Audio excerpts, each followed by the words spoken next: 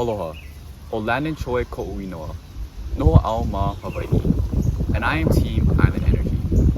So what I did was create a small-scale, affordable, and replicable wave energy device capable of harnessing the potential energy in waves and converting it into electricity as a means to provide an alternative to fossil fuels and tap into a source capable of powering the entirety of the Hawaiian Islands.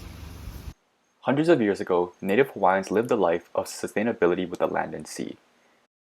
Society was based on an ahupua'a system, a self-sustaining land division that relied on the environment from the mountains to the oceans as a means to survive. However, with the introduction of foreigners and the industrialization of Hawaii, this mindset of sustainability was lost, and was instead replaced with a mindset of capitalism that stripped the land of its resources and increased its dependence on imports. Today, Hawaii residents experience the highest cost of living in the nation. A large contributing factor to this cost is the price of electricity, as all of its goods, including petroleum, are imported across more than 2,500 miles from the continental US.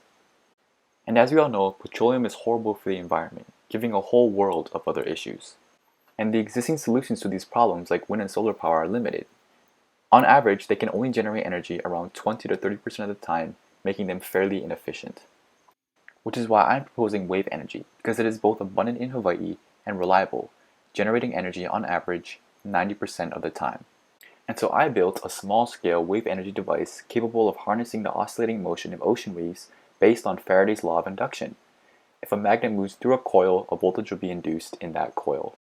This is the concept of the device, that a magnet will move up and down in the coil with the oscillating motion of the waves due to the float. And I needed a place to deploy this device, so I built a wave tank. The wave generator was a manual system to move a board through the water to create the wave motion. This is the general setup of the experiments. You can see the device in the wave tank with the wave generator. The plastic sheet and motion sensor were used to measure the wave amplitude that the device was receiving. And the voltmeter and current sensor were used to measure the device's voltage and amperage output.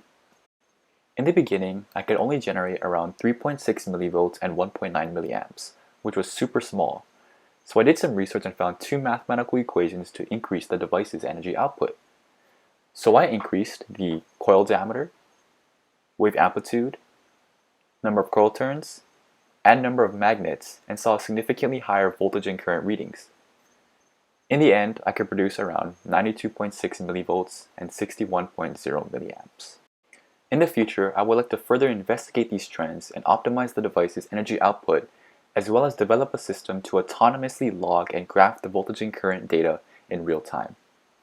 And thank you so much for listening. Mahalo.